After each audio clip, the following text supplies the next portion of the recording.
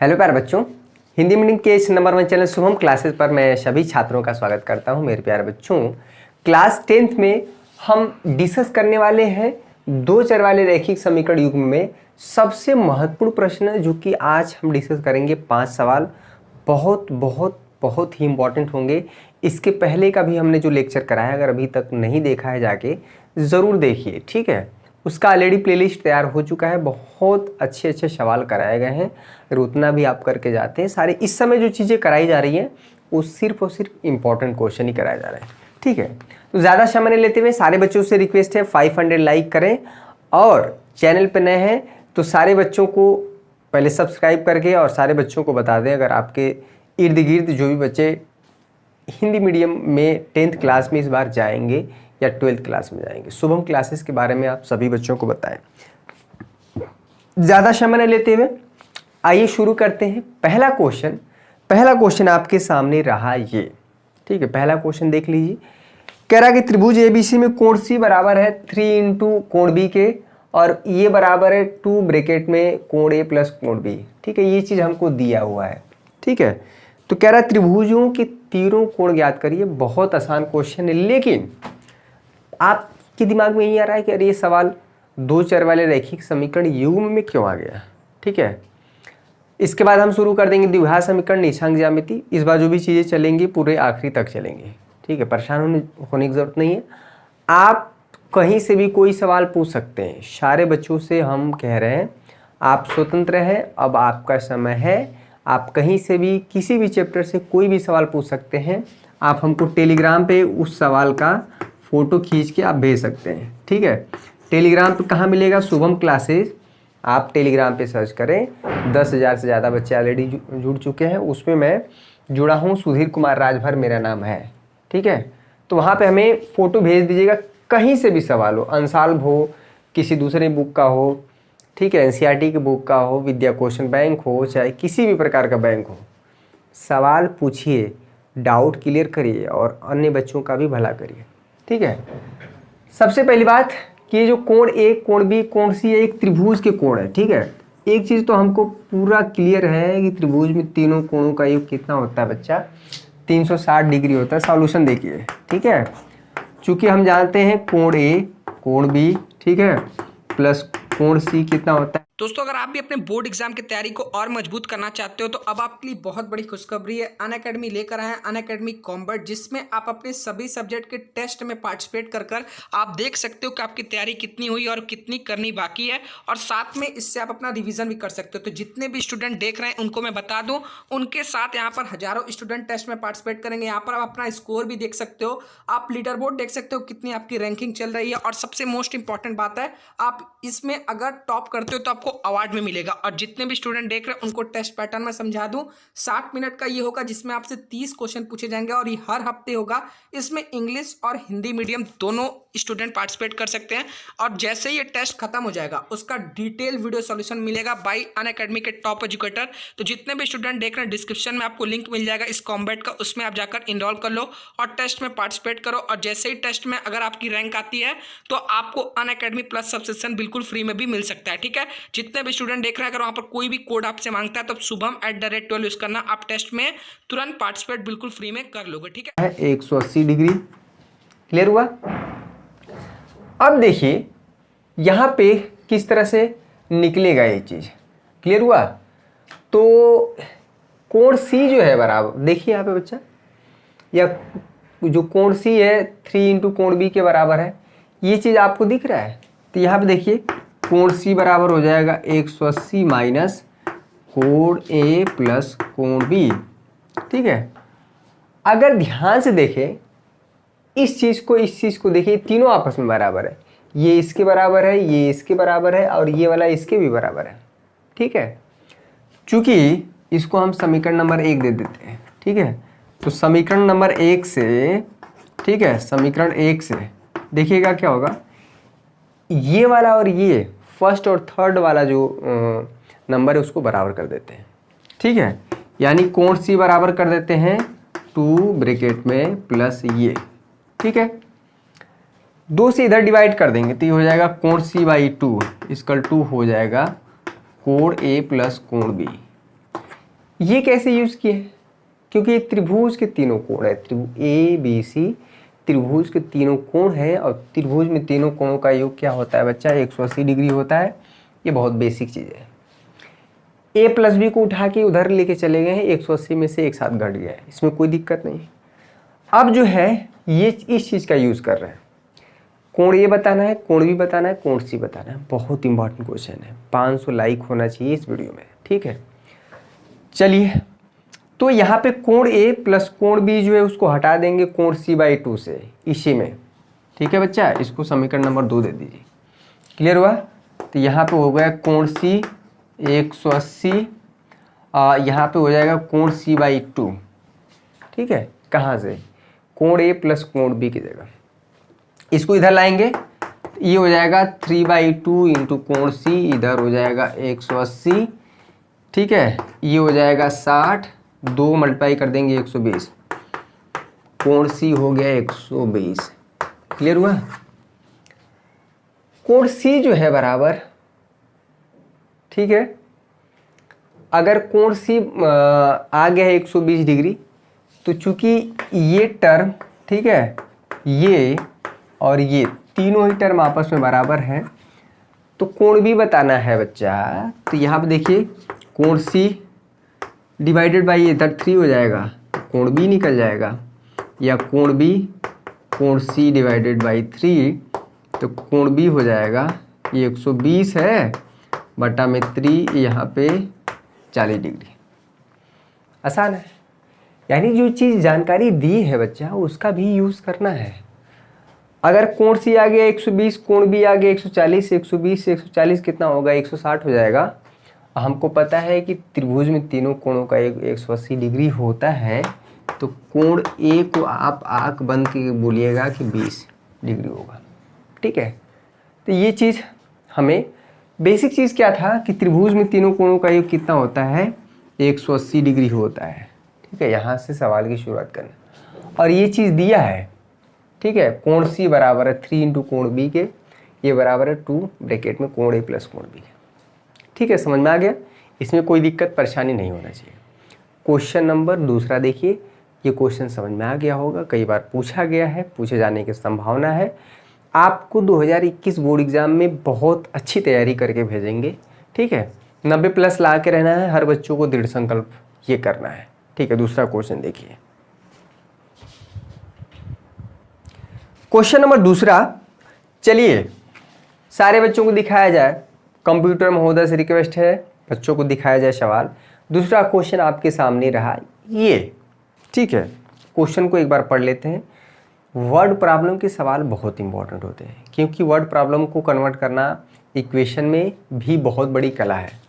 कह रहा है कि एक नाव 10 घंटे में धारा के प्रतिकूल 30 किलोमीटर तथा धारा के अनुकूल 44 किलोमीटर जाती है 10 घंटे में, ठीक है। 13 घंटे में वह 40 किलोमीटर धारा के प्रतिकूल एवं 55 किलोमीटर धारा के अनुकूल जाती है। धारा की चाल तथा नाव की स्थिर पानी में चाल जाती। धारा की चाल बताना है, और इसमें क्वेश्चन की शुरुआत हम वहीं से करते हैं जो सवाल में पूछता है। धारा की चाल पूछ रहा है और नाव की चाल पूछ रहा है, दोनों क्वेश्चन की शुरुआत जो है यहीं से करेंगे, ठीक है। तो मान लेते हैं दोनों को मान लेते हैं। चलिए क्वेश्चन को हमने यहाँ पे मान लिया है कि माना जो है नाव की चाल x किलोमीटर पर आवर है और धारा की जो चाल है y किलोमीटर पर।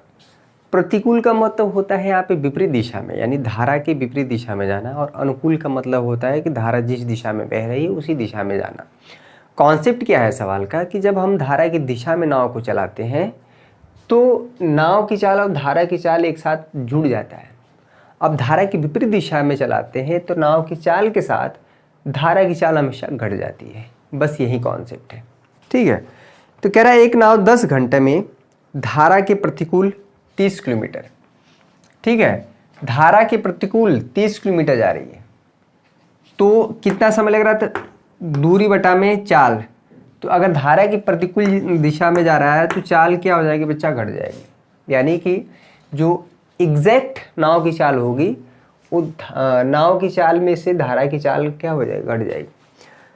और क्या है? 44 किलोमीटर धारा के अनुकूल जा रहा है, ठीक है। 44 किलोमीटर धारा के अनुकूल यानी धारा की दिशा में, तो उस केस में दोनों की चाल। कह रहा है कि धारा के विपरीत दिशा में जाने में और धारा के अनुकूल दिशा में जाने में टोटल जो समय लग रहा है बच्चा, वो लग रहा है 10 घंटे। ठीक है, 10 आवर। इक्वेशन नंबर 1 समझ में आ गया। अच्छा, समय बराबर क्या होता है? दूरी बटा में चाल, दूरी बटा में चाल। ये समय है, ये समय धारा के प्रतिकूल दिशा में जाने में और धारा के अनुकूल दिशा में टोटल समय 10 घंटे। ठीक है, केस नंबर 2 देखिए, दूसरे कंडीशन में क्या बोल रहा है? कह रहा है कि 13 घंटा लग रहा है अगर वह 40 किलोमीटर धारा के प्रतिकूल दिशा में। फिर से 40 किलोमीटर अगर धारा के प्रतिकूल जाएगा तो जो नाव की चाल होगी घट जाएगी धारा की चाल से।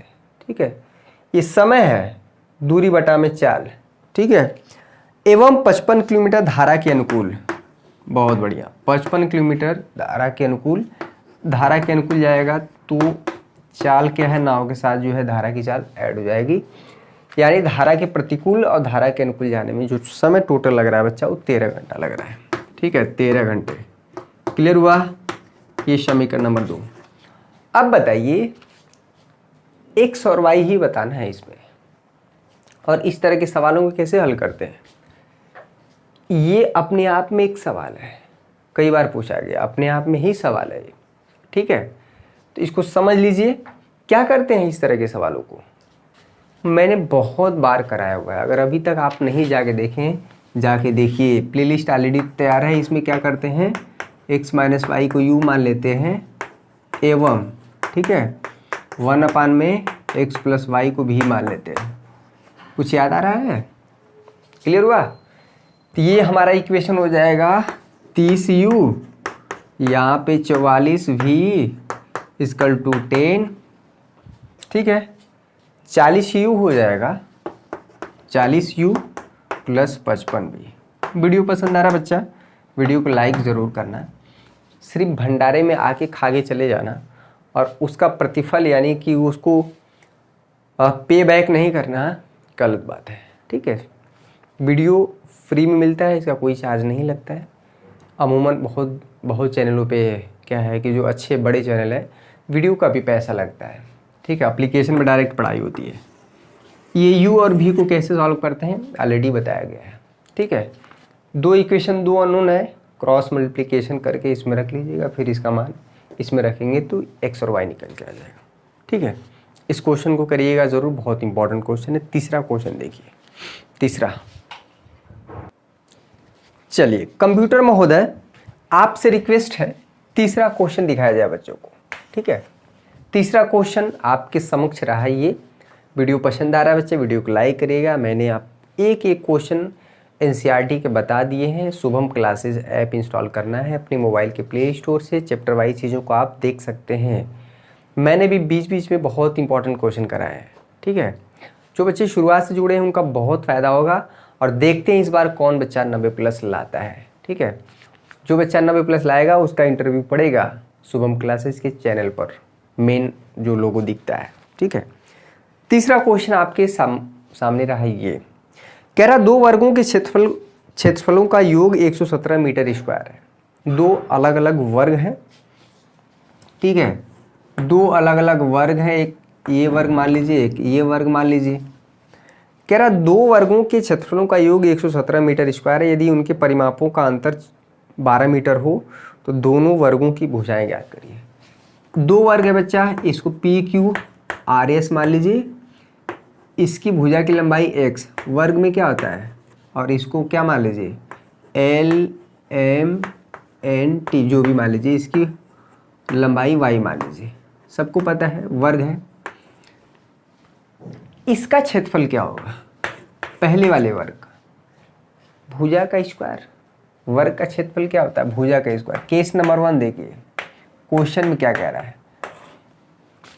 कह रहा 2 वर्गों के क्षेत्रफल का 117 है। पहले वाले वर्ग का क्षेत्रफल क्या हो जाएगा, x स्क्वायर। दूसरे वाले वर्ग का क्षेत्रफल क्या होगा, अगर उसकी भुजा की लंबाई y है तो y स्क्वायर हो जाएगा। तो ये है बच्चा 117। ठीक है, क्वेश्चन नंबर, इसको समीकरण नंबर 1। समीकरण बनाना ही इम्पोर्टेंट है, बाकी सॉल्व कर आप कर लेते हैं। कह रहे उनकी परिमापों का अंतर 12 मीटर हो। पहले वाले वर्ग का परिमाप क्या होगा? परिमाप क्या होगा बच्चा? 4x। दूसरे वाले वर्ग का परिमाप क्या होगा? 4y। परिमाप क्या होता है? ये चारों भुजाओं की लंबाई, ये लंबाई x है, ये लंबाई x है, ये लंबाई x, 4x हो जाएगा।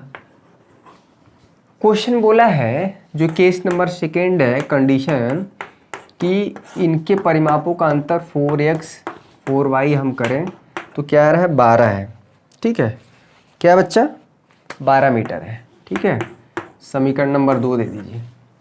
तो x और y बताना है, यानी दोनों वर्ग जो है, दोनों भुजाओं की लंबाई क्या है। आसान है, देखिए कैसे होगा। कैसे होगा भाई? पहली बात तो 4 यहाँ से कॉमन ले लीजिए, x minus y equal to 12, 4 से भाग दे देंगे, ठीक है, 3 हो जाएगा। समीकरण नंबर 3 दीजिए। X square plus y square equal to 117 है। ठीक है, तो कई तरीका है हल करने का, कई तरीका है हल करने का। कैसे हल करेंगे? एक तो यहाँ से आप क्या करिए, x का मान निकाल दीजिए 3 प्लस वाई। ठीक है, x को यहीं रोक के माइनस वाई बराबर को उधर लेंगे। इसको समीकरण में ना बच्चा रख दीजिए, x का मान यहीं पर रख दीजिए, y प्लस 3 या 3 प्लस वाई एक का बात है। तो यहाँ पर रखेंगे तो y प्लस 3 का square plus y square equal to यहाँ पे हो जाएगा 117। एक तरीका ये हो गया। y में द्विघात समीकरण बनेगा, इसको तोड़िए, वाई स्क्वायर हो जाएगा। ठीक है, 3 तरीके 9 और 2ab, A square plus B square plus 2ab 6y, यहाँ पे हो जाएगा बच्चा वाई स्क्वायर, यहाँ पे 117। कम सवाल करना है लेकिन अच्छे से करना है, डेली पढ़ना है। मैथ के पेपर में गैप कम है, 25 को पेपर है ना आपका, 25 मई को। क्लियर हुआ? वाई स्क्वायर कितना हो जाएगा? 2y square 6y। ठीक है, यहाँ पे 117 है, इसको इधर ला दीजिए, बराबर से 9 में से घट जाएगा तो माइनस 108 इसकल टू 0। 2 से भाग दे दीजिए तो ये वाई स्क्वायर प्लस 3y, 2 5 10, 2 चौको 8। ठीक है, ये चीज़ हो जाएगा। अब देखिए इसमें देख लीजिए, इसका फैक्टर करें, 9 6 54, 9 और 6 हो जाएगा। किसको? इसको 9 ले लीजिए और इसको माइनस 6 ले लीजिए, 9 6 54। ठीक है, Y square 9y minus 6y minus, ठीक है, इक्वल टू, ये तो बहुत आसान है, तो y प्लस 9, इसलिए क्वेश्चन ये है important, y plus 9 equal to 0। ठीक है, y plus 9 y minus 6 equal to 0। इस ब्रैकेट को 0 किया जाएगा, इसको दोनों को बारी बारी से करेंगे 0। ठीक है, तो 2 मान आएगा, एक तो y का मान आ जाएगा -9 और एक y का मान आ जाएगा 6। -9 तो कभी भी लिया ही नहीं जाएगा, लंबाई है। y हमने क्या माना है? जो दूसरा वाला वर्ग है उसकी लंबाई है भुजा की, नेगेटिव आ रहा, नहीं लिया जाएगा। y इक्वल टू 6 लिया जाएगा।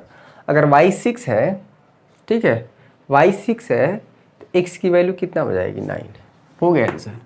x आ गया 9, y आ गया 6। ये था क्वेश्चन में इम्पोर्टेंट है। क्लियर हुआ? यानी कि 2 चर वाले रैखिक समीकरण युग्म में द्विघात समीकरण को भी हल करना आ गया है।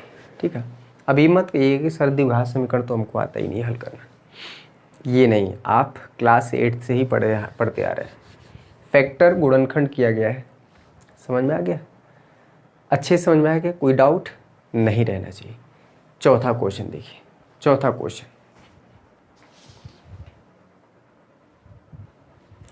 चलिए चौथा क्वेश्चन देखिए बच्चा। चौथा क्वेश्चन कंप्यूटर महोदय सारे बच्चों को दिखाया जाए। चलिए आपके सामने रहा ये चौथा क्वेश्चन। ठीक है, गांव में आपको चुनाव का माहौल चल रहा है, क्या हो रहा है, क्या चीज़ हो, इससे आपको मतलब नहीं रखना है, ज़्यादा इन्वॉल्वमेंट नहीं होना। वैसे भी आपको वोट देना नहीं है, आप वोट आप तभी दे सकते हैं जब आपकी एज 18 से ज़्यादा हो।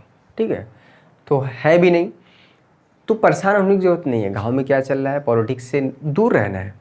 आपको सिर्फ और सिर्फ पढ़ाई पे इसमें फोकस रहना है, क्योंकि अब वो समय है जहाँ पे आप यहाँ से बहुत बेहतर कर सकते हैं। ठीक है, अपने आप को ढालिए पढ़ाई के माहौल में, एकदम ऐसे उसमें ढल जाइए जैसे कि आपके लिए अन्य चीज़ों से कोई मतलब ही ना हो। ठीक है, चौथा क्वेश्चन आपके सामने रहा ये। ठीक है, बहुत अच्छा क्वेश्चन है, थोड़ा समझना पड़ेगा इसको।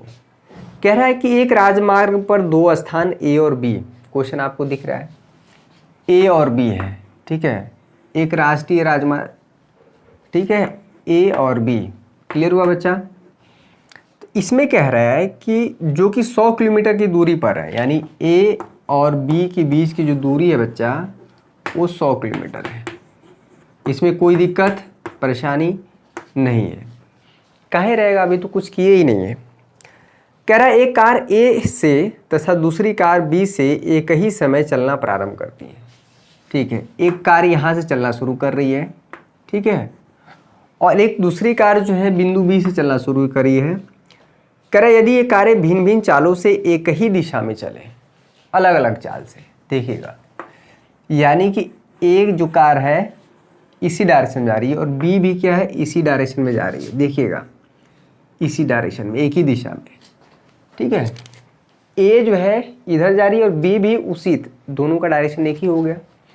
कह रहा है कि दोनों कारें एक जगह जाके मिल रही हैं कहीं पे, बिंदु सी पर।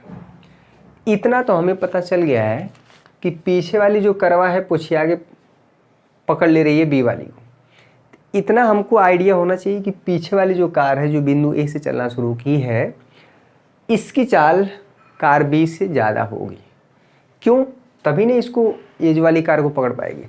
ठीक है, तो ये जो कार ए यहाँ से चलना शुरू की, उसकी स्पीड मान लीजिए x किलोमीटर पर आवर है। ठीक है, और जो बिंदु बी से कार चलना शुरू की है बच्चा, उसकी स्पीड को y किलोमीटर पर आवर मान लीजिए। ठीक है, अच्छा, क्लियर हुआ? ये बात समझ में आई?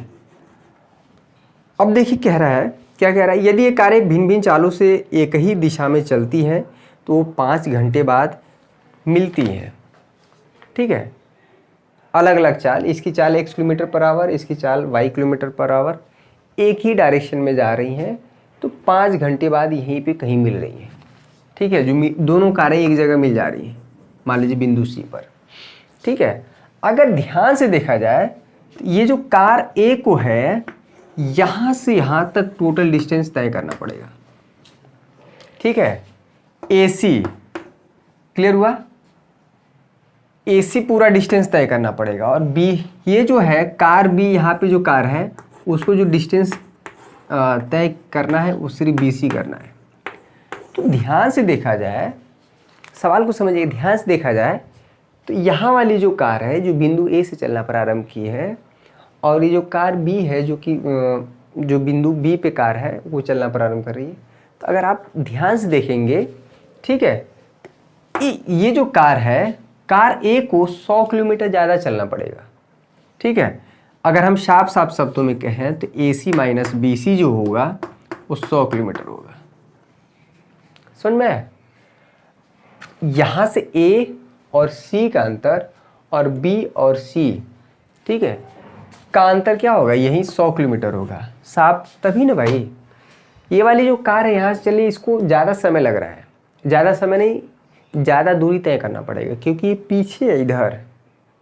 ठीक है, और AC यानी जो बिंदु A से कार चलना शुरू की है उसको लगा समय क्या होगा, दूरी बराबर क्या होता है, समय गुणते चाल। समय कितना लग रहा है, 5 घंटे। ठीक है, 5 चाल इसकी क्या है, x। अरे B से C में, ये जो कार बिंदु B से चलना शुरू करी है जिसकी चाल y किलोमीटर पर आवर है, ये भी 5 घंटा, दोनों 5 घंटा चल रही है। ठीक है, ये कितना दूरी तय करेगी, समय गुणते चाल, इन्हीं दोनों का अंतर कितना होगा, 100। ठीक है, 5 कॉमन ले लेंगे तो बच्चा हो जाएगा x minus y equal to 100। ठीक है, 5 मल्टीप्लाई करा उधर आ जाएगा divide, x minus y equal to 20। ये हो गया समीकरण नंबर 1। अब देखिए, जब दोनों कार एक ही दिशा में, अब मिटा दे रहे हैं, दोनों के बीच में 100 किलोमीटर डिस्टेंस है।